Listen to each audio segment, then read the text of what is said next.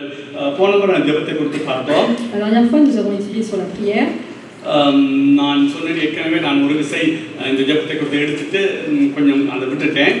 J'avais déjà commencé ce sujet, puis ensuite j'avais laissé tomber. La dernière fois, j'avais expliqué davantage sur ce sujet.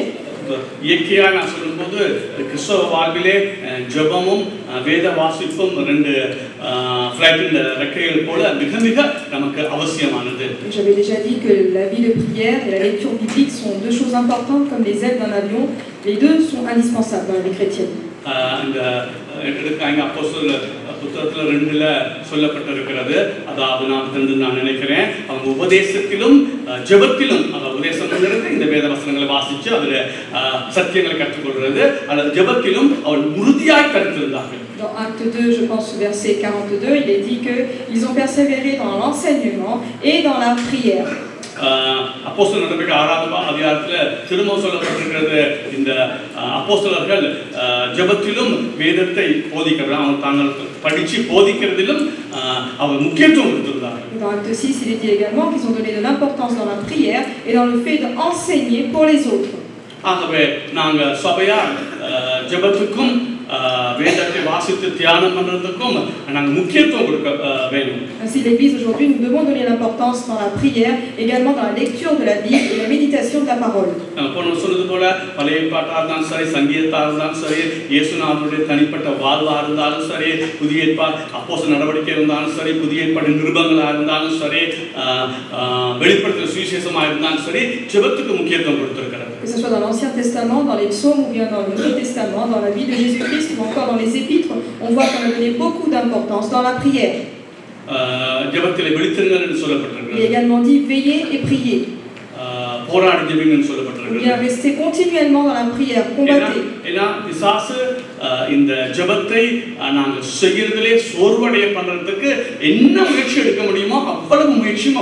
Parce que le diable tentera énormément de choses afin de nous décourager, afin que nous nous éloignions, nous décourageons dans la prière.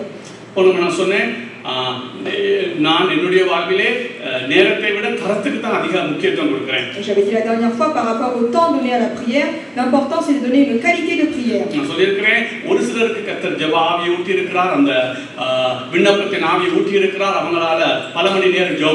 Pour certains, l'Éternel a donné cet esprit de prière, cet esprit de supplication. Ils peuvent rester des heures en train de prier. Mais ce don n'a pas été donné à tous. Parce que chacun nous sommes un membre du corps. Moi par exemple je peux lire plusieurs heures. Certains d'entre vous peut-être que vous pouvez prier un certain nombre d'heures. Mais Dieu a donné un don différent à chacun.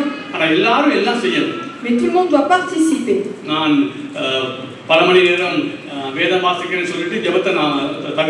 Ce n'est pas parce que je lis plusieurs heures la Bible ou les écrits que je peux éviter la prière.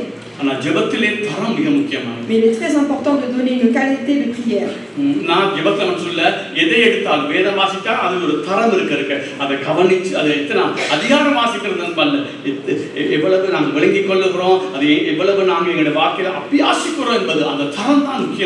Et même s'il s'agit de la lecture biblique, ce n'est pas le nombre de chapitres que je lis chaque jour qui est important, mais c'est l'importance donnée à cette qualité de lecture. Qu'est-ce que je comprends, qu'est-ce que je médite.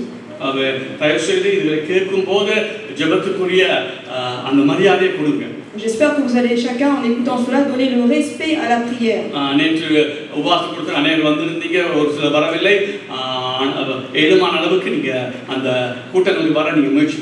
Hier, il y avait donc la prière de jeûne. Certains d'entre vous, même beaucoup, vous êtes venus, d'autres vous n'êtes pas venus. Donnez donc de l'importance à ces réunions de prière. La Bible dit qu'une personne en pourchassera 1000 et 2 personnes 10 000.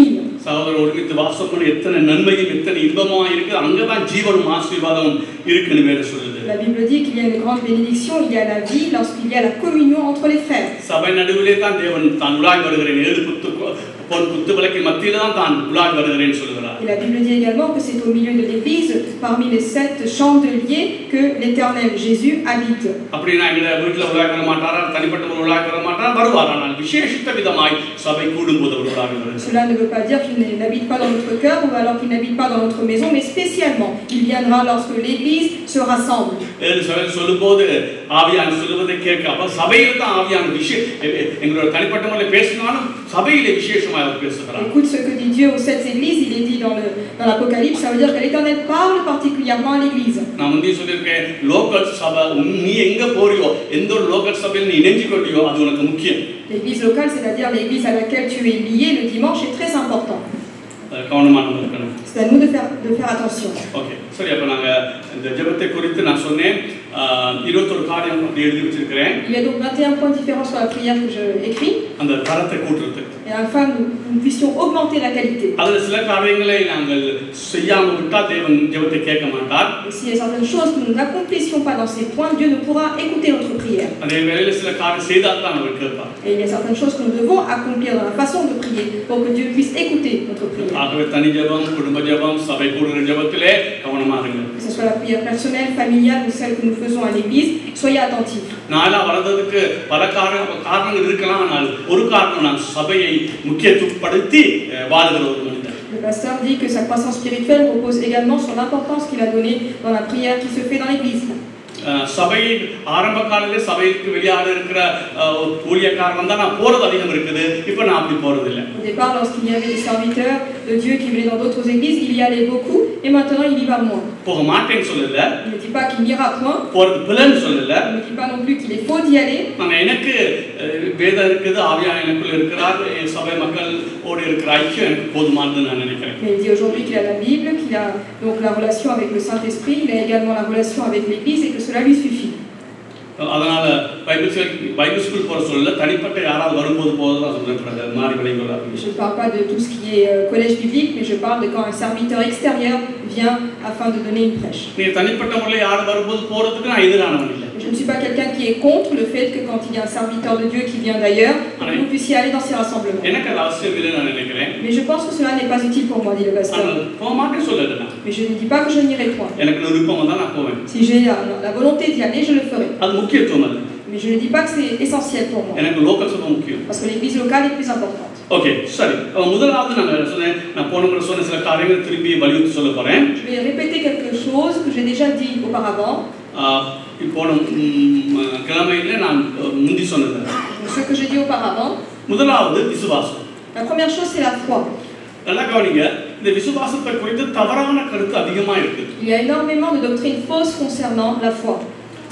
விசுவாசத்தின் முக்கியத்துவத்தை இப்ப நாங்கள் முந்தி இதெல்லாம் தெரிஞ்ச வசனம், ஆனால் விசுவாசத்தின் முக்கியத்துவத்தை நாங்க படிக்க போறோம். Nous allons voir quelle est l'importance de la foi, nous allons l'étudier. அதுக்கப்புறம் விசுவாசம் எப்படி நாம வர்த்திக்க பண்ணலாம், விசுவாசம் எப்படி நம்ம காத்துக்கொள்ளலாம்னு படிக்க போறோம். Nous allons voir comment est-ce que le fidèle il peut être construit dans cette foi. எல்லாவற்றுக்கும் மேலாக இந்த விசுவாசத்தை குறித்து தவறான கருத்து அதிகமா இருக்குது. Et nous allons voir tous les préjugés qui sont faux concernant la foi. ஒரு உதாரணம் சொல்றேன். Je vous donne un exemple. நேற்று இந்த சுதாகரன் எனக்கு ஒரு கொஞ்சம் புத்தகம் அனுப்பினது, அது வாங்கலாமான்னு சொல்லி. Hier, le frère Souda a envoyé donc un certain nombre de livres demandant est-ce qu'il y a besoin de les acheter. அது ஆண்ட்ரூ வோமேக்னு ஒரு ஆளுடைய புத்தகம். Concernant un auteur qui s'appelle Andrew. நான் சொன்னேன் அது ஒரு புத்தகம் வாங்காதீங்க. Et donc le pasteur a dit nous n'allons acheter aucun de ces livres. ஏன்னு சொன்னால் அவர் தவறான விசுவாசத்தை போதிக்கிற ஒரு மனிதன். Parce que cette personne donne un enseignement faux concernant la foi. இன்னைக்கு பெந்தெகோஸ்தே சபைகள் அதிகமாய் அது அவங்க வேணும்னு இல்லை, அறியாமலே விசுவாசத்தை தவறாய் போதிக்கிறாங்க. D'une manière involontaire, ils sont de façon irresponsable, ils sont en train d'enseigner la foi, mais d'une manière fausse. அப்ப அதை நான் கற்றுக்கொள்ளணும். Il faut également discerner cela. நான் சொன்னேன் முந்தைய சொல்றேன், இந்த சபைகளுடைய தராதர குறைவுக்கு காரணம் சரியான போதனை இல்ல. அப்படி போதிச்சாலும் அது பிழையான போதனை. No teaching and no teaching, அதான் false teaching.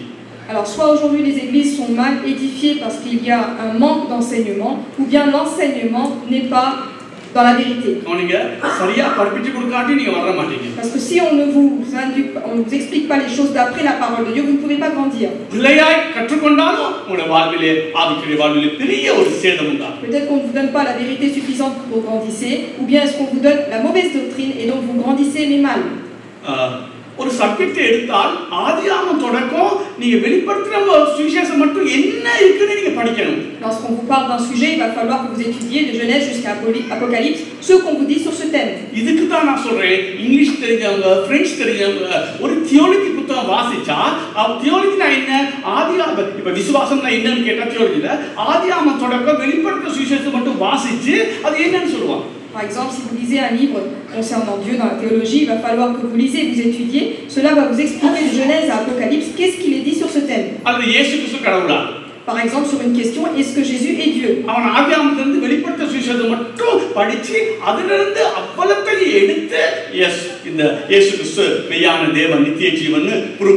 Cet auteur va donc prouver de Genèse à Apocalypse, du début jusqu'à la fin de la Bible, en effet, est-ce que Jésus-Christ est vraiment Dieu?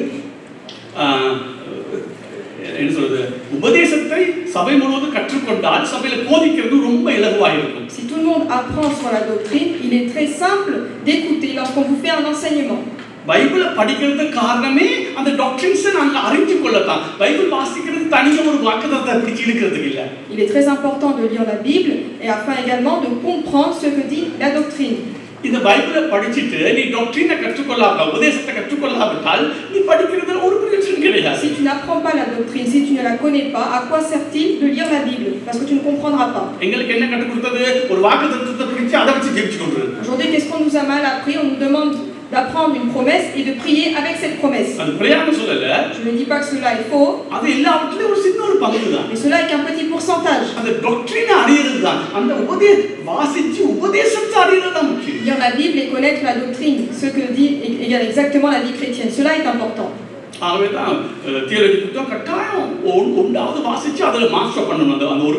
C'est pourquoi au moins se centrer sur un livre de théologie et donc écouter que veut dire ce thème et rechercher d'après ce thème afin de comprendre ce que disent les écrits.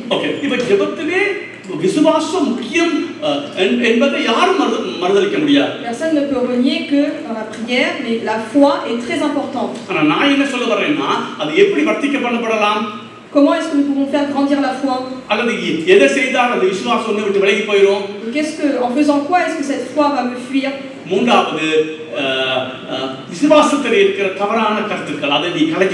Et donc tous les préjugés qu'il y a sur la foi que nous devons donc nous en séparer.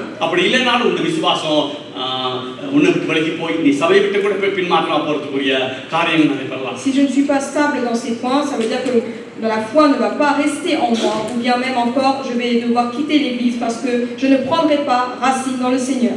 Nous allons lire quelques versets pour voir que la foi est très importante dans la vie chrétienne. Hébreux 11:6.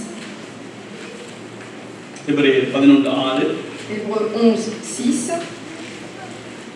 Or, sans la foi, il est impossible de lui être agréable, car il faut que celui qui s'approche de Dieu croit que Dieu existe et qu'il est le rémunérateur de ceux qui le cherchent.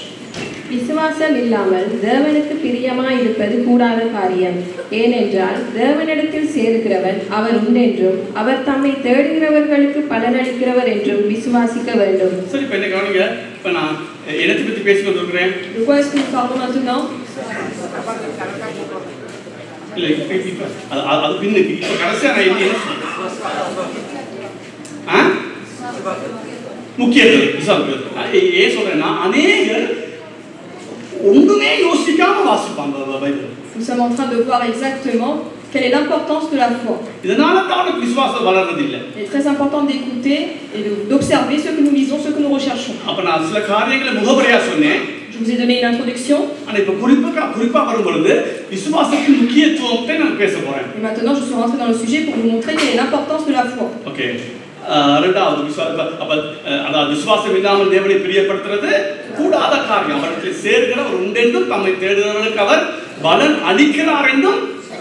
அப்ப என்னுடைய ஜெபத்துல போகும்போது நாங்க அவர் கேட்கிறாருன்னு நம்ம விசுவாசிக்கணும், அவர் பதில் தருகிறாருன்னு நம்ம விசுவாசிக்கணும். அப்ப ஒரு ஆளுகிட்ட பேசுறது போல நம்ம பேசணும். Nous parlons donc dans la prière avec Dieu, c'est-à-dire que nous faisons notre prière en pensant en nous, en ayant foi qu'il écoute notre prière, et également en ayant foi qu'il va répondre à notre prière. மத்தேயு 21 எடுத்துக்கொள்ளுங்க. Matthieu chapitre 21. 19 தொடக்கம் 22 மட்டும் வாசிப்போம். 19 jusqu'à 22. Voyant un figuier sur le chemin, il s'en approcha, mais il n'y trouva que des feuilles, et il lui dit, que jamais fruit ne naisse de toi. Et à l'instant le figuier sécha. Les disciples qui virent cela furent étonnés et dirent, comment ce figuier est-il devenu sec en un instant? Jésus leur répondit, je vous le dis en vérité, si vous aviez de la foi et que vous ne doutiez point, non seulement vous feriez ce qui a été fait à ce figuier, mais quand vous diriez à cette montagne, ôte-toi de là et jette-toi dans la mer, cela serait fait. Cela se ferait. Tout ce que vous demanderez avec foi, par la prière, vous le recevrez. அப்பொழுது வழியருகே ஒரு அத்திமரத்தை கண்டு அதனிடத்திற்கு போய் அதிலே இலைகளை அன்றி வேறொன்றையும் காணாமல் இனி ஒரு காலம் உன்னிடத்தில் கனி உண்டாகாதிருக்க கடவது என்றார். உடனே அத்திமரம் பட்டு போயிற்று.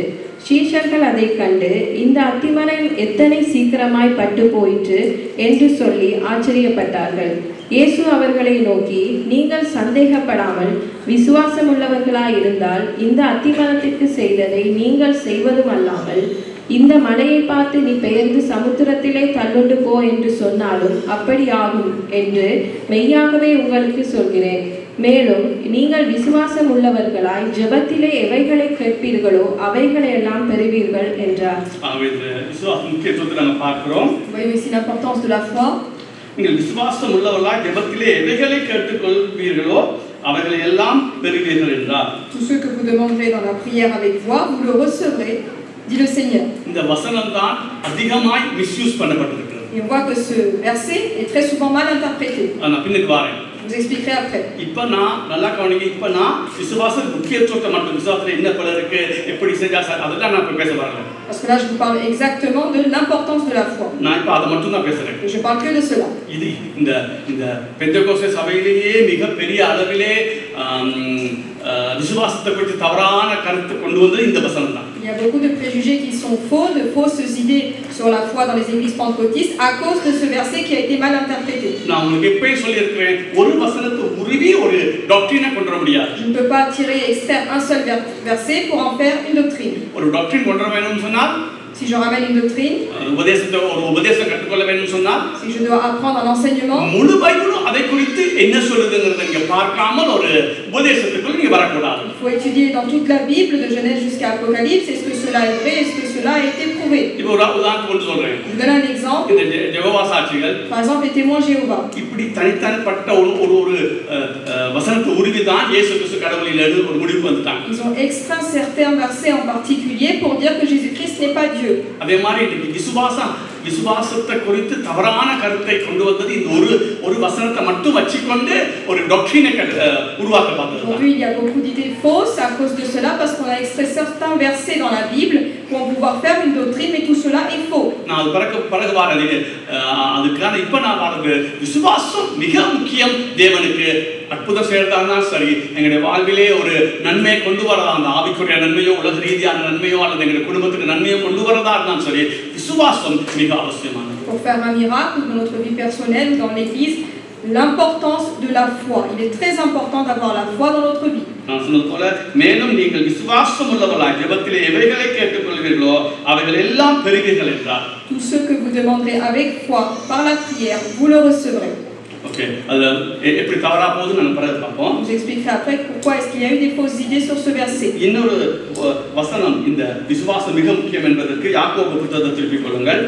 Nous allons prendre le livre de Jacques, 1 chapitre 1, versets 5 à 8. Si quelqu'un d'entre vous manque de sagesse, qu'il la demande à Dieu, qui donne à tous simplement et sans reproche, et elle lui sera donnée. Mais qu'il la demande avec foi, sans douter, car celui qui doute est semblable au flot de la mer, agité par le vent et poussé de côté et d'autre. Qu'un tel homme ne s'imagine pas qu'il recevra quelque chose du Seigneur. C'est un homme irrésolu, inconstant dans toutes ses voies. உங்களில் ஒருவன் ஞானத்தில் விசுவாசத்தில் குறைவுள்ளவனாய் இருந்தால் யாவருக்கும் சம்பூரணமாய் கொடுக்கிறவரும் ஒருவரையும் கடிந்து கொள்ளாதவரும் ஆகிய தேவனிடத்தில் கேட்க கடவன். அப்பொழுது அவனுக்கு கொடுக்கப்படும். ஆனாலும் அவன் எவ்வளவாகிலும் சந்தேகப்படாமல் விசுவாசத்தோட கேட்க கடவன். சந்தேகப்படுகிறவன் காற்றினால் அடிபட்டு அலைகிற கடலின் அலைக்கு ஒப்பாயிருக்கிறான். அப்படிப்பட்ட மனுஷன் தான் கர்த்தரிடத்தில் எதையாகிலும் பெறலாம் என்று நினையாதிருப்பானாக. இருமனம் உள்ளவன் தன் வழிகளில் எல்லாம் நிலையற்றவனாய் இருக்கிறான். எந்த சந்தர்ப்பம் நான் சொல்ல வரல. இப்ப நான் அந்த முக்கியத்துவத்தை மட்டும் விசுவாச முக்கியத்துவத்தை மட்டும் தான் பேசுறேன். Je parle encore de l'importance de la foi seulement. இந்த சந்தர்ப்பத்துல தேவன் சொல்றாரு, விசுவாசத்தை நான் கொடுப்பேன், ஆனா நீ சந்தேகப்பட்டால் நான் கொடுக்க மாட்டேன். Si tu as foi, je te donnerai, mais si tu es dans le doute, je ne te donnerai pas. Dit ce passage de la Bible. இதுலயே என்னத்தை முக்கியத்துவப்படுத்துறாரு? நான் இருக்கிறேன்னு நீ நினைக்கணும், என்னட்ட வந்து நீ கேட்டா நான் அதை கொடுப்பேன்னு நீ விசுவாசிக்கணும், சந்தேகப்படக்கூடாது. அப்ப நான் உங்களுக்கு தருவேன். Donc Dieu dit à travers donc ce passage que Dieu existe, il faut avoir foi en Dieu. Si je demande avec Dieu avec de la foi, alors l'Éternel me répondra. ஜெபம்னு வரும்போது விசுவாசம் மிக முக்கியம் என்பதில் எந்த சந்தேகமும் இல்லை. Quand on fait une prière, il est très important de connaître que c'est indispensable d'avoir la foi. அந்த யூதாஸ் சொன்னது போல காம விகாரத்துக்கு ஏதுவாய் கிருபையை புரட்டுறது போல விசுவாசத்தை அநேகர் காம விகாரத்துக்கு ஏதுவாய் தங்களுடைய உலக ரீதியான நன்மைக்கு மாத்திரம் திருப்புறதை நீங்க பார்க்க முடியும். Certains prennent à mauvais escient la grâce pour pouvoir en parler ou l'utilisent mal dans la vie. De la même façon, certains utilisent la foi à mauvais escient dans la vie chrétienne. நீங்க பிள்ளைகளை கூடாது. நாங்க ஆவிக்குரிய ரீதியா மட்டும்தான் விசுவாசம் பயன்படணும்னு சொல்லல. ஏன்னா 6வது அதிகாரம் மத்தேயுல சொல்லப்பட்டிருக்கிறது உலக ரீதியான கேள்விகளை நம்ம கேட்கலாம். Parce qu'il ne s'agit pas uniquement de demander pour nos besoins spirituels, mais on peut également demander des choses dans notre vie, dans le monde, avec de la foi. ஆனால் அதை மாம்ச இச்சைக்கு மாத்திரம் கேட்கறதுக்காக திருப்புறது தான் நான் சொல்றேன் பிள்ளையான ஒரு உபதேசம். Mais je ne dois pas demander d'utiliser cette foi afin d'utiliser des choses dans ma propre volonté dans la chair. Okay, இப்போ மத்தேயு ஒரு வசனத்தை மட்டும் பார்த்துட்டு போவோம். இந்த முக்கியத்துவத்துக்கு விசுவாச முக்கியத்துவத்தை காட்டுறதுக்காக. Encore un verset concernant l'importance de la foi. மத்தேயு 6 Matthieu chapitre 6 verset 10. Que ton nom soit sanctifié, que ton règne vienne, que ta volonté soit faite sur la terre comme au ciel. உம்முடைய ராஜ்யம் வருவதாக. உம்முடைய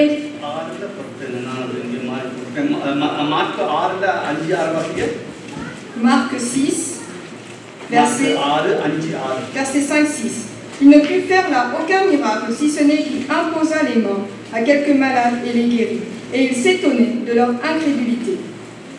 Jésus parcourait les villages d'Alentour en enseignant.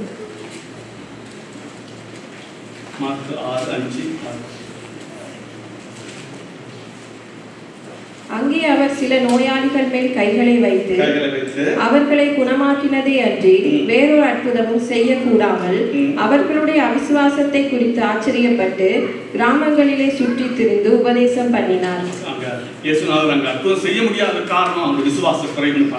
On voit qu'ici Jésus n'a pas pu faire de miracle à cause de leur incrédulité. Jean 11 verset 40. Ne t'ai-je pas dit, Jésus lui dit, ne t'ai-je pas dit que si tu crois, tu verras la gloire de Dieu. இயேசு அவளை நோக்கி, நீ விசுவாசித்தால் தேவனுடைய மகிமையை காண்பாய் என்று நான் உனக்கு சொல்லவில்லையா என்றார். ஓகே, மத்தேயு 8:10 நான் 6:10 சொல்லிட்டேன். 8:10 மத்தேயு 8:10. Matthieu chapitre 8 verset 10. Fais cela, et il le fait. Après l'avoir entendu, Jésus fut dans l'étonnement, et il dit à ceux qui le suivaient, je vous le dis en vérité, même en Israël, je n'ai pas trouvé une aussi grande foi. இயேசு இதை கேட்டு ஆச்சரியப்பட்டு தமக்கு பின் செல்கிறவர்களை நோக்கி, இஸ்ரவேலருக்குள்ளும் நான் இப்படிப்பட்ட விசுவாசத்தை காணவில்லை என்று மெய்யாகவே உங்களுக்கு சொல்கிறேன். ஓகே, நீங்க இப்படியே விசுவாசத்தை குறித்து 4 சுவிசேஷத்துல அதிகமா நீங்க பார்க்கலாம். On voit que dans les 4 évangiles, il est beaucoup question de la foi. நான் இதிலே கொண்டு வந்தேன்னு சொன்னா விசுவாசத்தின் முக்கியத்துவத்தை நம்ம காண்பிக்கிறதுக்காக. Je vous ai montré ces versets afin d'appuyer le fait qu'il est important d'obtenir, de rester dans la foi. நாங்கள் பார்த்தது போல தேவ சமூகத்துக்கு போகும்போது அவர் இருக்கிறார் என்றும் அவர் தம்மை தேடுகிறவர்களுக்கு பலன் அளிக்கிறார் என்றும் நாங்கள் விசுவாசிக்க வேண்டும் நாங்கள் பார்த்தோம். Nous avons vu qu'il est très important lorsque nous nous recueillons dans le Seigneur, dans la prière, de faire ces prières avec foi et également avoir la foi que Dieu écoute notre prière, qu'il est avec nous et qu'il nous donnera une réponse. இதிலே மாற்று கருத்து எதுவும் இல்லை. Et donc il n'y a aucun changement, aucun préjugé sur ça. Okay, அப்ப இப்போ நாம் இந்த விசுவாசி எப்படி வர்த்திக்க பண்ணலாம், என்னென்ன செய்து அந்த விசுவாசங்களை விட்டு விலகி போகணும் நம்ம ஒரு சில காரியங்களை பார்க்கணும். Maintenant on va voir deux choses. Comment est-ce que nous pouvons perdre la foi ou qu'est-ce qui va faire en sorte que nous n'avons plus suffisamment de foi dans notre vie. ஒரு 5-6 காரியம் நான் சொல்ல போறேன். Je vais énumérer 5 à 6 choses. ஆனா அதுல பிரதானமானது ரோமர் 10:17 வாசிப்போம். அது பிரதானமானது. Principalement, nous allons voir verset Romains 10:17. Verset 17. Ainsi la foi vient de ce qu'on entend, et ce qu'on entend vient de la parole de Dieu. ஆதலால் விசுவாசம் கேள்வியினாலே வரும், கேள்வி தேவனுடைய வசனத்தினாலே வரும். இதுதான் விசுவாசம் வர்த்திக்க பண்ணப்பட வேண்டும்னு சொன்னால் இதுதான் மிகவும் முக்கியமான ஒரு காரியம். Voilà ce qui est très important pour faire croître notre foi. சரி, நாம பிறகு பார்ப்போம். Nous allons voir la suite après. அப்ப முதலாவது, இரண்டாவது, deuxième chose, 1 தீமோத்தேயு 1 Timothée 18-19 வாசிங்க. 1 தீமோத்தேயு 1:18-19. 1 Timothée 1:18-19. Le commandement que je t'adresse, Timothée, mon enfant, selon les prophéties faites précédemment à ton sujet, c'est que d'après elles, tu combattes le bon combat, en gardant la foi et une bonne conscience. Cette conscience, quelques-uns l'ont perdue, et ils ont fait naufrage par rapport à la foi. குமாரனாகிய தீமோத்தேயுவே, உன்னை குறித்து முன்னுண்டான தீர்க்கதரிசனங்களின்படியே நீ அவைகளுக்கு முன்னிட்டு நல்ல போராட்டம் பண்ணும்படி இந்த கட்டளை உனக்கு ஒப்புவிக்கிறேன். நீ விசுவாசமும் நல்மனசாட்சியும் உடையவனாயிரு. இந்த நல்மனசாட்சியை சிலர் தள்ளிவிட்டு விசுவாசமாகிய கப்பலை சேதப்படுத்தினார்கள். முதலாவது நான் சொன்ன மிக பிரதானமானது, நீங்க வேத வசனத்தை அதிகமாய் வாசித்து அதிகமாய் ஆராய்ந்து பார்த்து அதிகமாய் நீங்க விளங்கி கொண்டு உபதேசங்களை கற்றுக்கொண்டு நீங்க வாழும் போது விசுவாசம் வளரும். La première chose, c'est qu'il faut lire la Bible, il faut se rapprocher de ses écrits, il faut méditer la parole, se poser des questions, comprendre afin que la foi grandisse en vous. இரண்டாவது, நல் மனசாட்சியை காத்துக்கொள்ளும். Et la deuxième chose, on voit qu'il est important de garder une bonne conscience. நான் வரும்போது பாப்போம் எத்தனை மனசாட்சி இருக்குன்னு. Je vous expliquerai par la suite combien de types de conscience est-ce que nous pouvons avoir. அவருடைய விசுவாசத்துக்கு மிக பிரதான காரணம் சொன்னா நான் எடுத்து காட்டுறேன், அவருடைய நல் மனசாட்சி. Ce qui était plus important dans la vie de Paul, afin qu'il garde la foi, c'est sa bonne conscience. பரிசுத்தம் என்பது வேத, நல் மனசாட்சி என்பதுக்கு பரிசுத்த தொடர்பு இருந்தாலும் அது ஒரு வித்தியாசம் இருக்குது. Entre la sainteté et la bonne conscience, même s'il y a une relation, ces deux choses sont différentes. அத பிறகு நாம் பார்ப்போம். J'expliquerai également cette différence par la suite. Okay, அடுத்தது நாங்க ரோமர் 4 இப்ப நான் சொன்னேன், இதை விளங்கப்படுத்த போறேன். நான் சொல்லிக்கொண்டு வரேன். முதலாவது விசுவாசம் கேள்வினால் வரும், கேள்வி வேதத்தில் இருந்து வரும். La foi vient par les questions viendront si on lit la Bible. இரண்டாவது, நல் மனசாட்சி எப்போதும் காத்துக்கொள்ளணும். Deuxièmement, il faut toujours garder et avoir une bonne conscience. மனசாட்சியை சின்ன ஒரு விரிசல் வந்தாலும் உன்னுடைய விசுவாசம் குறைபடும். Même s'il y a une petite faille dans ma conscience, alors dans ma foi, elle va diminuer. ஆமென். மனசாட்சியை காத்துக்கொள்ள நம்ம பாடுபடணும். Et donc c'est à nous donc de traverser les épreuves afin de garder une bonne conscience. அடுத்தது ரோமர் 4:21 வாசிப்போம். Romains 4 verset 21. Et ayant la pleine conviction que ce qu'il promet, il peut aussi l'accomplir. C'est pourquoi cela lui fut imputé à justice. தேவன் வாக்குத்தத்தம் பண்ணினதை நிறைவேற்ற வல்லவராய் இருக்கிறார் என்று முழு நிச்சயமாய் நம்பி தேவனை மகிமைப்படுத்தி விசுவாசத்தில் வல்லவனானான். ஆராதனை தேவனை மகிமைப்படுத்துறது இயற்கையாகவே நமக்குள்ளே ஒரு விசுவாசத்தை கொண்டு வரும். Également le fait d'adorer le Seigneur nous donne également une foi en nous, une conviction. அது எப்படி ஆராதனை விசுவாசத்தை கொண்டு வரும்ங்கறத பிறகு பார்ப்போம். Comment est-ce que le fait de l'adorer peut nous apporter une foi? Je vous détaillerai cela, je vous expliquerai plus tard. Okay, மற்றதை நான் இப்ப அடுத்து நான் வாசிக்கிறத பிறகு வாசிப்போம். முன்பு நடந்த ஜெபத்தின் மூலமா எங்களுக்கு முன்பு கிடைத்த நன்மைகளை நாம நினைவு கூறுகிறதாலே எங்களுக்கு விசுவாசம் வர்த்திக்கப்படும். Tous les biens, toutes les bonnes choses que nous avons obtenues dans notre vie dans le passé, le fait de se remémorer ces choses va faire fortifier notre foi. OK. அடுத்ததாக அப்புறம் இது விளங்கப்படுத்த இந்த 5 காரியம் சொல்றேன். Je vous énumère les choses et je vous expliquerai plus tard. அடுத்து இப்ப ஒரு தனித்தனியா சொல்ல முடியாது. நான் வரும்போது சொல்றேன். இந்த விசுவாசத்துல இருக்கிற குறைவுகள் அல்லது விசுவாசத்துல இருக்கிற தவறான கருத்துக்களை நாங்க சரியாய் புரிந்து கொள்ளாவிட்டால் விசுவாசத்துல நாங்க விழுந்துடுவோம். S'il y a des défauts donc dans la foi ou bien des préjugés dans lesquels nous nous attachons, alors nous pouvons également faire diminuer notre foi. அது ஒரு வசனம் சொல்ல முடியாது. அப்புறம் பின்பாக நாங்க வருவோம். Donc je vous donnerai les versets après. OK. இப்போ நான் முதலாவது வர போறோம். நாங்க ஏற்கனவே அநேகம் படிச்சிருந்தா கூட அது திரும்ப படிக்கிறதுக்கு இந்த வேத வசனத்தை குறித்து திருப்பி வாசிப்போம். அந்த ரோமர் 10:17 அருமையான வசனம். ரோமர் 10:17. Romains 10:17, nous allons relire ce verset qui est important. Ainsi la foi vient de ce qu'on entend et ce qu'on entend vient de la parole de Dieu. ஆதலால் விசுவாசம் கேள்வியினாலே வரும், கேள்வி தேவனுடைய வசனத்தினாலே வரும். கேள்வியான கேட்கறதால சொல்லல, விசுவாசம் நம்ம கேட்கறதால, கேள்வி கேட்கறதால அல்ல. கேள்வி கேட்கறதால விசுவாசம் வரணும் இல்லைன்னு சொல்லல. ஆனால் கேட்கறதால அல்லது ஏன் இப்படி கேட்கறேன்னு சொன்னா அந்த காலத்திலே பைபிளா எழுதி கொடுக்கல. ஆகவே சிறகுகளை வாசிக்கிறது அல்லது ஆலயத்துல வாசிக்கிறது அல்லது வீட்டுக்குள்ள வாசிக்கிறது அவங்க கேட்க கேட்க அந்த விசுவாசம் வரும்னு சொல்லப்பட்டிருக்கு. அவ்வளவுதான். Pourquoi il est dit que ainsi la foi vient de ceux qu'on entend? À l'époque, tout le monde n'avait pas les Bibles en main. C'est ceux qu'on prêchait et enseignait dans la synagogue. Les gens entendaient. Donc c'est par leur oreille qu'ils entendaient la parole de Dieu. OK. அப்ப கேட்கறதால வருது. Et donc cela vient du fait qu'on entend. இன்றைக்கு எழுதியிருந்த பவுல் அந்த வாசிக்கிறதால வரும்னு எழுதியிருப்பார். Et aujourd'hui, si Paul était là, aurait dit cette foi viendra du fait que nous lisons la Bible parce que nous avons tous la Bible en main. ஏன்னா புதிய ஏற்பாட்டு காலத்துல புதிய ஏற்பாடு எழுதப்படவும் இல்லை மற்றும் ஆளுக்கு ஆள் ஒரு கோப்பி எடுத்து வச்சிருக்கிற அளவுக்கு அவங்க பணக்காரமா இருக்கல. Parce que dans le Nouveau Testament, lorsque les faits se sont accomplis, chacun n'avait pas de Bible et tout le monde n'avait pas non plus l'argent d'obtenir une Bible pour soi. ஆகவே சொன்னேன் விசுவாசம்னு ஒரு வரம் இருக்குது. Il y a un don qui s'appelle la foi. ஆனா அது இங்க சொல்லப்படல. Mais on ne parle pas de ce don dans ce verset. அது எல்லாரும் பெற்றுக்கொள்ள முடியாது. Parce que cela, tout le monde ne pourra pas l'obtenir. கர்த்தர் தன் சித்தத்தின்படி தான் வரங்களை கொடுக்கிறார். C'est d'après la volonté du Seigneur que de partage les dons à chacun. ஆனால் தனிப்பட்ட முறையிலே விசுவாசமாய் வாழ்கிறது எல்லாருக்கும் ஒரே அளவு தான் கொடுக்கப்பட்டிருக்கு. Mais le fait de vivre avec la foi, Dieu l'a donné afin que tout le monde puisse l'expérimenter. இது அழகா ஜார்ஜ் முல்லர் சொன்னாரு. George Muller l'a dit dans son livre. ஏன்னா ஜார்ஜ் முல்லருடைய விசுவாசம் பயங்கரம். Parce que la foi de George Muller est vraiment très importante. அப்ப எல்லாரும் சொன்னாங்க George Muller பார்த்து உனக்கு விசுவாசம் வரம் இருக்குன்னு. Et tout le monde donc a dit que peut-être qu'il avait ce don de la foi.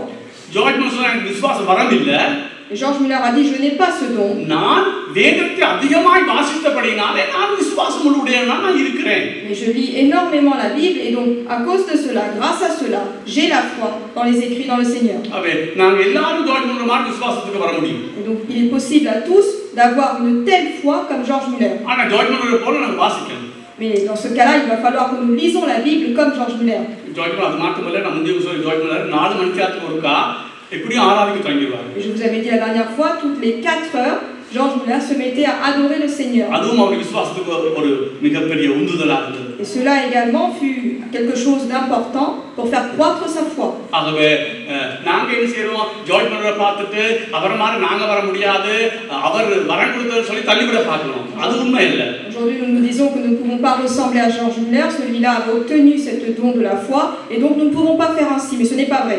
தெளிவா சொல்றேன். இந்த சபையிலே ஒரு விசுவாசம் இருக்கிறவனுக்கும் விசுவாசம் இல்லாதவனுக்கும் வித்தியாசம் ஏன்னு சொன்னால் விசுவாசம் இருக்கிறவன் அவன் வேதத்தை படிச்சு தியானம் பண்ணி அதை தன் வாழ்வில் அபியாசிக்கிறவனுக்கு விசுவாசம் ஆட்டோமேட்டிக்கா வரும். Aujourd'hui, pourquoi quelqu'un a la foi dans l'église et un autre n'a pas la foi? Parce que celui qui a la foi va lire la Bible, va méditer les écrits et alors sa foi va grandir dans le Seigneur. சிலாக்கள் முந்தி ஒருக்க சொல்லியிருக்கேன். சிலாக்கள் பிரச்சனை வரும்பொழுது உள்ளிருந்து pump பண்ண பார்க்கறாங்க விசுவாசத்தை. Je vous l'avais déjà dit, je répète aujourd'hui que certaines personnes, lorsqu'ils ont des problèmes, vont se mettre à prier, louer, lire la Bible afin de pomper, essayer de pomper la foi qui se trouve quelque part en eux. இந்த பெந்தேகோஸ்தே சபையில சொல்வாங்க பிரச்சனை வந்தா நீ விசுவாசி விசுவாசி விசுவாசி உனக்கு விசுவாசி விசுவாசி விசுவாசி அப்ப சரி வந்துரும். C'est comme dans les églises pentecôtistes, lorsque quelqu'un a un problème, on lui donne comme conseil, il faut que tu aies foi. Et la foi, on lui répète cela, parce que si tu as foi, alors les choses s'accompliront à bien dans ta vie. அது ஒரு வகையில் உண்மை. Peut-être que cela est vrai. விசுவாசிச்சா சரி வந்துரும். விசுவாசிச்சா பிரச்சனை சரி வராது உண்மை. C'est vrai qu'il faut avoir la foi, mais la foi seule ne va pas suffire pour arranger ton problème. நான் என்ன சொல்றேன், ஏற்கனவே அந்த விசுவாசத்தை நீ சேர்த்து வச்சிருக்கு. Parce que déjà, il va falloir toi-même que tu puisses édifier cette foi en toi. பிரச்சனை நல்லா கவனிங்க, எல்லாரும் பலரும் இப்படி தான் இருப்பீங்க. பிரச்சனை வந்த உடனே அந்த பிரச்சனைக்கு உடனே விசுவாசத்தை நாங்க எதையும் செய்ய முடியாது. ஏற்கனவே எங்களுக்குள்ள அந்த விசுவாசம் வர்த்திக்க பண்ணி இருக்கிறது உள்ளுக்குள்ள. Ce n'est pas le moment où tu vois le problème que tu dois appeler la foi ou que la foi va agir. Au contraire, il va falloir déjà que tu puisses être édifié dans la foi, petit à petit, que la foi soit construite en toi. Certains disent, tout va bien pour toi, mais tu as un problème, il te manque la foi. Si tu as cette foi, le problème est résolu. C'est juste d'un côté. Mais la façon dont la personne le dit n'est pas vraie. C'est sûr que s'il avait la foi en lui, il aurait pu gagner.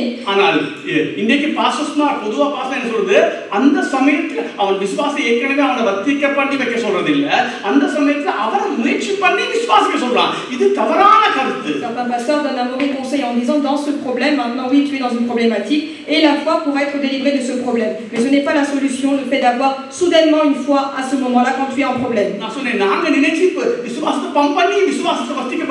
Ce n'est pas parce que j'y crois maintenant tout de suite que je vais pouvoir pomper la foi qui est au fond de moi et qu'elle puisse travailler à arranger mon problème.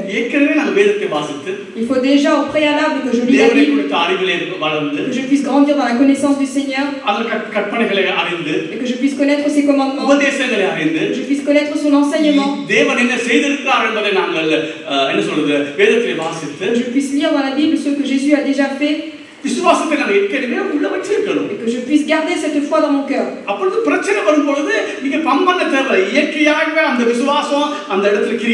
Alors que lorsque je rencontre un problème, je n'ai pas besoin de pomper et rechercher où se trouve cette foi dans mon cœur, mais cette foi qui est déjà en moi va naturellement agir. Le mouvement de la foi dans le monde. Que ça soit Bénin ou un autre auteur.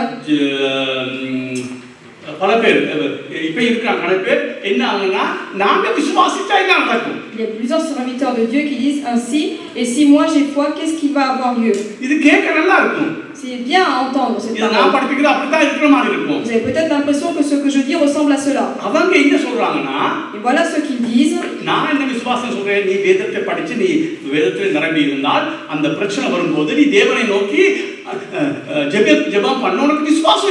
Moi, ce que je vous dis, lorsque tu as un problème, sache que déjà au préalable, tu dois être quelqu'un qui lit la Bible, qui médite la parole, qui croit en la parole de Dieu. Comme ça, lorsque tu as le problème, cette foi va agir dans ta vie.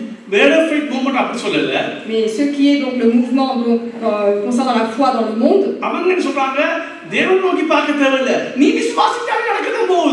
ce mouvement dit, tu n'as pas besoin de regarder Dieu dans ce problème, il suffit toi seul que tu aies foi. Mais ce n'est pas cette propre foi personnelle qui va faire quelque chose dans ta vie.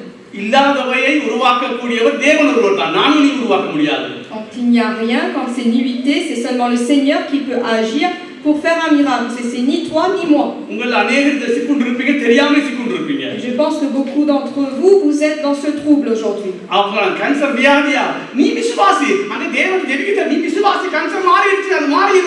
Aujourd'hui, si quelqu'un a un cancer, on va lui donner comme conseil, il faut que tu aies la foi, tu vas être délivré de ce cancer. Mais ce n'est pas en ayant foi personnelle, en agissant toi-même que tu vas pouvoir être guéri. Parce que si je dois prier avec foi, c'est seulement le Seigneur qui peut agir pour faire un miracle. C'est pourquoi il ne faut pas mal comprendre concernant l'effet de la foi.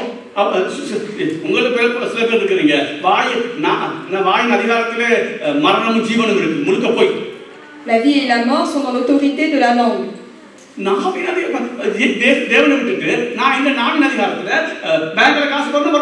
Est-ce que si je mets Dieu de côté et que moi je parle proprement par ma langue, est-ce que ces choses, ces faits vont s'accomplir? Non.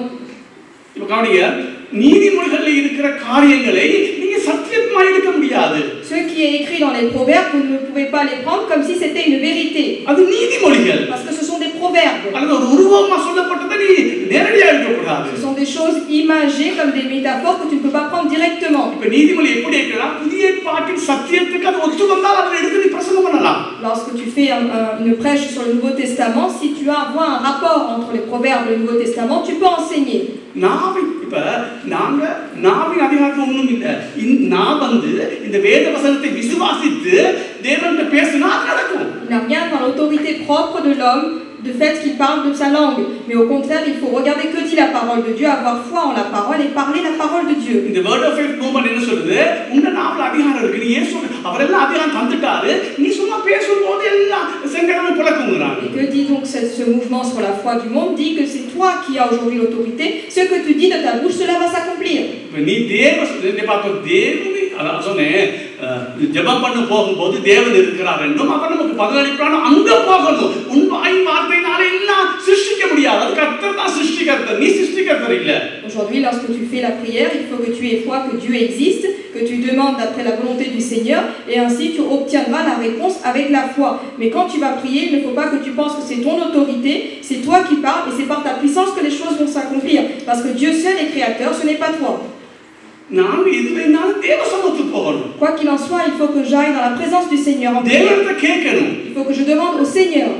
நான் அதத்தான் சொல்றேன் தேவனுக்கு கேட்கணும். அதுக்கு சில வேளை நமக்கு தேவனுக்கு போகும்போது விசுவாசம் வருது இல்ல. Et peut-être parfois lorsque je me mets en prière dans la présence du Seigneur, je n'ai pas suffisamment la foi. அதுக்கு தான் சொல்றேன் இத வாசிக்க அந்த விசுவாசம் வரும். நீயே செய்யறதல்ல, நீ தேவ சமூகத்துக்கு போகும்போது தேவனுடைய ஜெபத்தை கேட்பார், உனக்கு விசுவாசம் வரும்.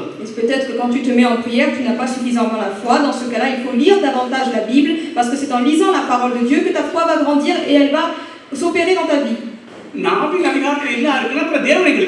Si toute autorité vient de ta bouche, alors à quoi sert Dieu dans ma vie?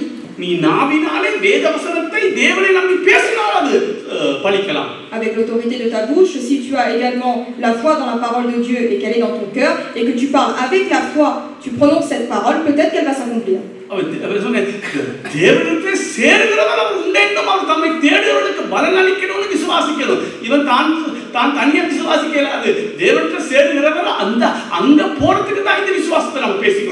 Afin de s'approcher du Seigneur, afin de connaître quelle est la finalité des choses, si tu crois dans le Seigneur, tu t'appuies en lui et que tu as la foi dans le Seigneur, alors les choses s'accompliront d'après sa volonté. Voici la première chose fausse que certains croient. Parce que certains pensent que ce que je prononce de ma bouche, cela va s'accomplir.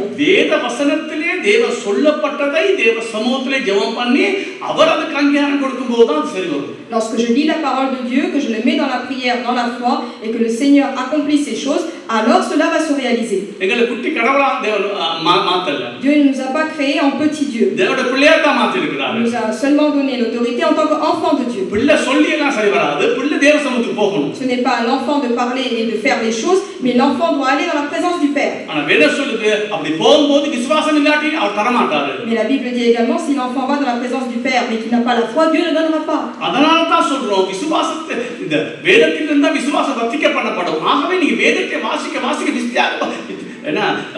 விசுவாசம் வர்த்திக்கப்படப்படும். அப்பொழுது நீ தேவ சமூகத்துக்கு போய் ஜெபிக்கிறது உனக்கு இலகுவாக இருக்கும். நீ ஜெபிக்கும் போதே அந்த விசுவாசம் உனக்குள்ளே வரும். C'est pourquoi il est important de lire la Bible, c'est parce que c'est en lisant les écrits que ta foi va grandir, et avec cette foi qui grandit, qui s'édifie en toi, tu pourras aller dans la présence du Seigneur, prier avec foi, et ainsi tu peux obtenir une réponse. C'est pourquoi je précise et j'appuie encore qu'il est important de lire la Bible. Nous ne sommes pas un petit Dieu. Nous sommes seulement ses enfants. Les enfants doivent aller auprès du Père. Mais les enfants n'ont pas le pouvoir de dire les choses afin qu'elles puissent se créer.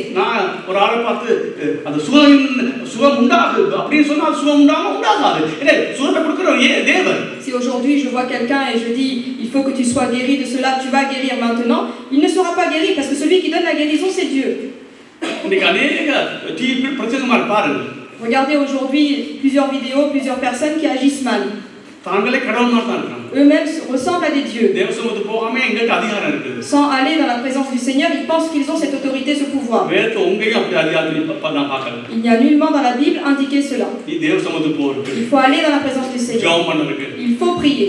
அந்த ஜெபம் பண்ணும்போது விசுவாசம் வர்த்திக்க பண்ணப்படுறதுக்காக நம்ம வேதத்தை அதிகமா வாசித்து தியானித்து இருக்கும் பொழுது ஆட்டோமேட்டிக்கா அந்த விசுவாசம் எங்களுக்கு பம்ப் பண்ணும். Et lorsque je prie, il est important de prier avec foi. Et comment obtenir cette foi?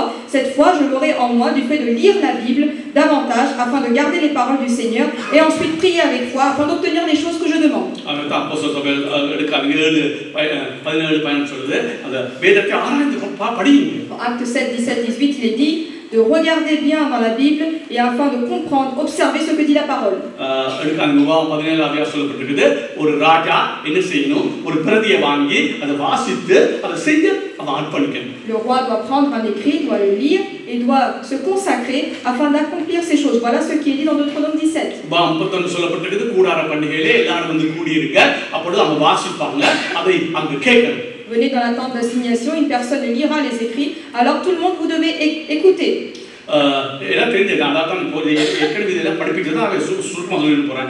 நெகேமியா 8வது அதிகாரத்தில் நீங்கள் வாசித்தால் காலையில் தொடக்கம் மத்தியானம் வரைக்கும் மதியம் வரைக்கும் அவங்க வேத வசனத்தை வாசித்தாங்க ஜனங்கள் கேட்டாங்க. Et dans Néhémie 8, il est dit qu'ils ont pris les écrits, ils ont lu du matin jusqu'à l'après-midi et tous les gens étaient rassemblés et écoutaient ce qui était en train de dire. 9வது அதிகாரத்தை நீங்கள் வாசிக்கலாம் ஒரு சாமமுனுக்கு கிட்டத்தட்ட 3 மணி நேரம் அவங்க வேதத்தை வாசித்தாங்க ஜனங்கள் கேட்டாங்க. Et dans Néhémie 9, il est dit que pendant 3 heures à peu près, ils ont lu donc ces paroles et les gens ont écouté.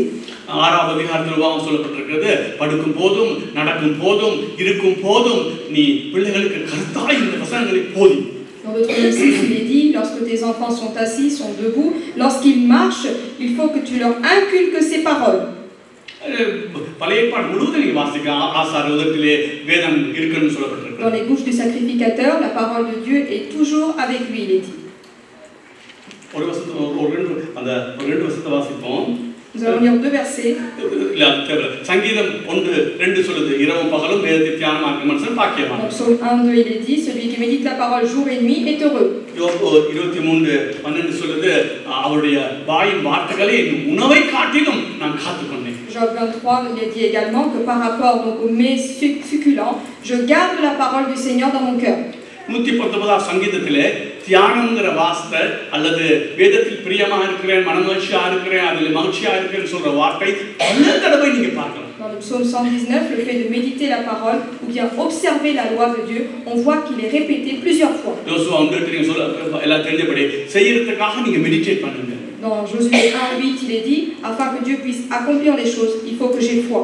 அவ எல்லாரும் நீங்க பார்க்கலாம் எரேமியா 15ல பார்க்கலாம் எரேமியா அந்த வார்த்தையை அத மட்டும் வாசிங்க எரேமியா 15 16 15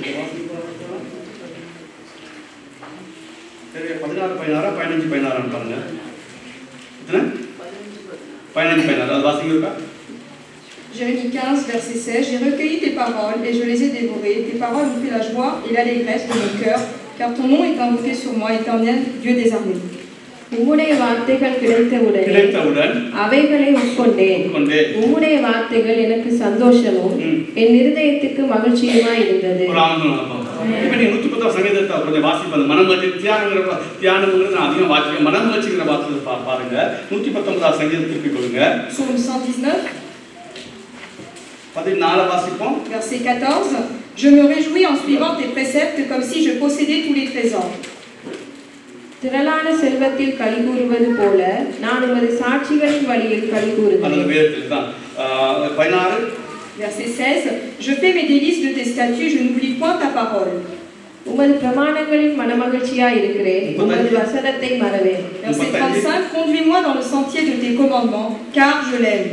உமது கற்பனைகளின் பாதையில் என்னை நடத்தும், நான் அதில் பிரியமாய் இருக்கிறேன். நீங்க இதுல ஒரு 50 30 20 இடம் பார்க்கலாம். அந்த வேதத்திலே 110 சங்கீதம் யார் எழுதுன்னு நமக்கு தெரியாது. Nous ne savons pas qui a écrit ce psaume 119. சில தாவீது சொல்றாங்க, சில எஸ்ரான் சொல்றாங்க, நமக்கு யாருன்னு தெரியாது. David ou encore Ezra, mais nous ne savons pas exactement l'auteur. ஆனா அதுல தியானம் மனமகிழ்ச்சி அது பிரியமா இருக்கிற வார்த்தை. நாளைக்கு ஒரு இதுல ஒரு 10 பாயிண்ட் தரேன், அதுல ஒரு 10 பாயிண்ட் தரேன். Au moins 10 ou 15 fois, on a les mots médite ou bien je me réjouis dans ta parole. 119 சங்கீதத்துல சொல்லப்பட்டிருக்குது இந்த வேதவசனம் தேனிலும் தெளிதேனும் மதுரமாய். Dans le psaume 119, il est également dit que la parole de Dieu est aussi succulente que le miel. இப்ப நான் சொல்றேன் அப்ப உங்களுக்கு இந்த வேதவசனம் தேனிலும் தெளிதேனும் மதுரமா இல்லனா நீங்க வாசிக்க மாட்டீங்க, அதுல விருப்பப்பட மாட்டீங்க. ஆகவே உங்களுடைய விசுவாசம் வர்த்திக்கப்படுறதுக்கு எந்த ஒரு வழி கிடையாது. Si pour vous la parole de Dieu n'est pas aussi succulente que le miel, alors vous ne verrez pas l'intérêt d'aller lire la Bible. நான் சொல்ல முடியும் எனக்கு மனமகிழ்ச்சியா இருக்கிறது. Le pasteur dit, moi je peux dire que je me réjouis en lisant la parole de Dieu. நான் மண்ணோடு ஒட்டி இருந்த காலங்கள் எல்லாம் என்னை உயிர்ப்பித்து இந்த வரைக்கும் ஊழியம் செய்ய வைத்தது இந்த வேதவசனம் தான். Le pasteur dit, tous les jours je vis sur terre aujourd'hui, ce qui m'a ressuscité, qui m'a revivifié, donné vie afin que je puisse faire le ministère de Dieu et être aujourd'hui en bonne santé, c'est la parole de Dieu. ஒன்று சொல்றேன், வேதவசனத்துல ஆதியாகமத்தோட வெளிப்படுத்துவது மட்டும் நீங்க வாசிக்கணும். De Genèse jusqu'à Apocalypse, il est important de lire la parole de Dieu.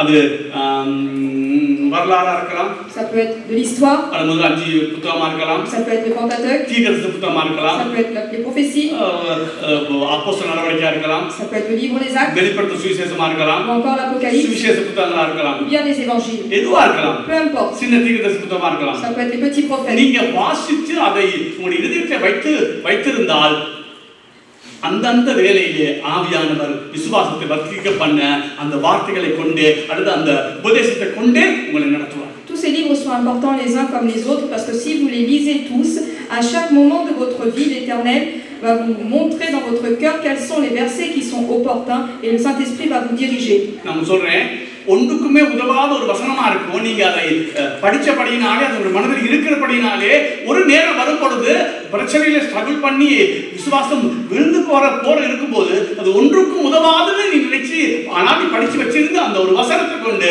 கர்த்தர் உயிர்ப்பிக்க முடியும். Peut-être qu'il y a un verset lorsque nous nous disons mais ce verset est inutile, ne coïncide pas avec ma vie aujourd'hui.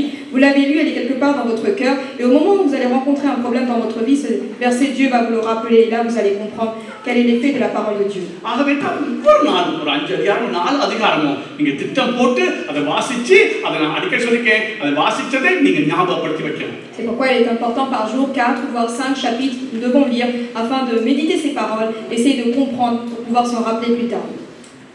நான் நேற்று 2 ராஜாக்கள் 1 தொடக்க ஒரு 18 19 மட்டும் 20 பயணத்தை வாசிச்சேன். Hier le pasteur a lu 2 rois chapitre 1 à peu près jusqu'à 20. இப்போ நீ எனக்கு கேட்டா நான் சொல்லுவேன் முதல்ல அதிகாரத்தை எப்படி போகுது. Aujourd'hui je peux vous expliquer si vous me posez la question ce qui se passe dans chapitre 1 de ce livre. அப்ப இந்த மைண்ட் அது ஓடிக்கொண்டு தான் இருக்கு. நான் இத படுத்தால அது mind ஓடுவானே. Le fait que je lise même si je m'endors le soir, j'essaie de me rappeler ce que j'ai lu. அப்ப அங்க இருக்கிற வசனங்கள் இப்ப எலியா அங்க போனா எலிசா அங்க போனா எலியா என்ன அற்புதம் செய்தால் அப்படி எல்லாம் அதெல்லாம் நான் மண்டையில வச்சிருப்பேன். Où est Élie, où est Élisée, quels sont les miracles qui ont été accomplis, tout cela je les garde quelque part dans mon cœur. ஆகவே தேவன் ஏற்ற வேளை வரும்போது அதுல ஏதோ ஒரு வசனத்தை புடுங்கி என்னை உயிர்ப்பித்துவார். Et quand dans ma vie donc je marche, à un certain moment l'Éternel va me faire rappeler ces paroles afin de me revivifier et de me garder dans son chemin, de m'encourager. ஆகவே முடிக்க போறேன். எல்லாம் கவனிங்க, நான் முந்தி சொல்றேன். வேதத்தை வாசிக்கணும். Il est important de lire la Bible. அதை கவனித்து அது என்ன சொல்லுது விளங்கி வாசிக்கணும். Il est important de comprendre ce que dit la parole de Dieu et de lire. அதுக்கு பிறகு அதை நீங்க ஞாபகப்படுத்தி கொண்டிருக்கணும். Il est également important de s'en rappeler. அது இன்னொரு சொன்னா நீங்க தியானிச்சு கொண்டிருக்கணும். C'est-à-dire méditer cette parole. அப்படி அது மாத்திரமல்ல இதெல்லாம் படிச்சு முடிச்ச பிறகு அந்த உபதேசத்தை கற்றுக்கொள்ளணும். Il est également important de comprendre l'enseignement. Il faut également apprendre par cœur les promesses qui sont dites dans ces lectures.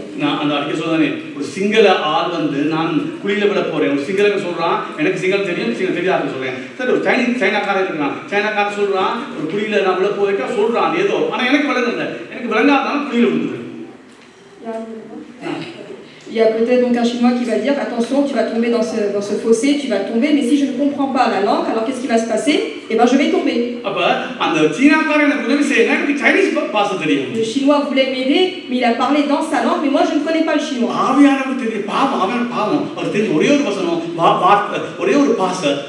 Ainsi, le Saint-Esprit, il connaît une seule langue, c'est quoi? C'est la parole de Dieu. C'est pourquoi même si tu vas tomber dans le fossé, விசுவாசம் வர்த்திக்கப்பட வேண்டுமா தான் சரி. Ou alors si tu as besoin encore que ta foi soit construite et édifiée. அவருக்கு தெரிந்த ஒரே வார்த்தை இந்த Bible தான். Le Saint-Esprit connaît une seule parole, c'est les paroles, les écrits de la Bible. அவங்க அத கொண்டு பேசுவார் உன்னோட. C'est avec ces écrits-là que le Saint-Esprit va te நீ parler. அத படிச்சு வைக்காதே. Mais dans ce cas-là, si toi tu ne lis pas ces paroles, நான் சைனீஸ் படிக்காம குழியில விழுந்தது போல நீ குழியில c'est விழுந்து. comme la personne moi donc qui tombe dans le fossé parce que je ne comprends pas le chinois. Moi je vais tomber dans le fossé. திரும்ப சொல்றேன், வேதத்தின் மகத்துவங்களை 8:12 சொல்லுது. ஓசியா வேதத்தின் மகத்துவங்களை உங்களுக்கு எழுதி கொடுத்திருக்கேன். Dans Osée 8:12, Dieu a dit, je vous ai écrit tous les prémices, toutes les bonnes paroles, je vous ai écrit dans la Bible. அநேகர் அந்நிய காரியமா நீங்க எழுதுறீங்க. Peut-être d'autres personnes vous écoutez comme si c'est quelque chose de nouveau. யார் யார் அப்படி என்றோம்? Qui sont les personnes qui font ainsi? தொடர்ச்சியாய் வாசிக்காதவன். Ceux qui ne lisent pas continuellement la Bible. தொடர்ச்சியா தியானிக்காதவன். Celui qui ne médite pas continuellement la Bible. தொடர்ச்சியாய் என்ன சொல்றது உபதேசங்களை கற்றுக்கொள்ளாதவன். Celui qui n'apprend pas l'enseignement ou la doctrine de façon continue. நாங்க என்ன சொல்றோம்? Et donc qu'est-ce que nous disons? நான் ஏசப்பா பார்த்து உங்களுக்கு லூஸ் நீங்க எழுதி வச்சு தந்ததெல்லாம் எங்களுக்கு படிக்க நேரம் இல்ல உங்களுடைய வேலையை நீங்க பாத்துக்கோங்க. Aujourd'hui nous disons à Jésus que tout cela, toutes ces paroles sont de la folie, que nous n'avons pas le temps de lire. 119 சங்கீதத்துல நம்ம பார்த்தோம், அவன் தியானிக்கிறதுக்கும் அவன் சொன்னா அந்த ஆக்கியோ சொல்றான், நான் ஒவ்வொரு ஜாமத்திலும் குறித்த ஜாமத்துல எழும்பிடுவேன் ஏன்னா வேதத்தை தியானிக்கிறேன். Il y a dans le psaume, l'auteur dit, à certaines heures précisément, je me lève afin de louer l'Éternel. அதே ஆள்தான் சொல்லுது, நான் பிரியமா இருக்கிறேன். Et la même personne dit, நான் மனமகிழ்ச்சியா இருக்கிறேன். je suis heureux. எனக்கு இது ஆலோசனை கொடுக்கிறதா இருக்குது. Je fais mes prémices de ces paroles. நான் சோர்ந்து போது என்னை உயிர்ப்பிக்குது. Cette parole me conseille. இது எனக்கு ஒரு நண்பன் போல. Cela est comme un ami pour moi. வேதம் எனக்கு ஒரு நண்பன் போல. Ainsi la Bible est comme un ami. எத்தனை பேர் அதை சொல்ல முடியும்? Combien de personnes d'entre nous pouvons dire எத்தனை cela? பேர் அதை நேசிக்கிறீங்க? Combien de personnes d'entre nous aujourd'hui nous aimons la parole et que nous lisons avec bonne volonté? எத்தனை பேர் நீங்க அதை விளங்கி வாசிக்கிறீங்க? Combien d'entre nous nous comprenons la parole que nous lisons? எத்தனை பேர் அதை மீண்டுமாக நீங்க தியானம் பண்றீங்க அல்லது ஞாபகப்படுத்துறீங்க? Aujourd'hui nous méditons, nous nous rappelons à nouveau de ces paroles que nous lisons. அதோட சத்தியங்களை கற்றுக்கொள்றீங்க.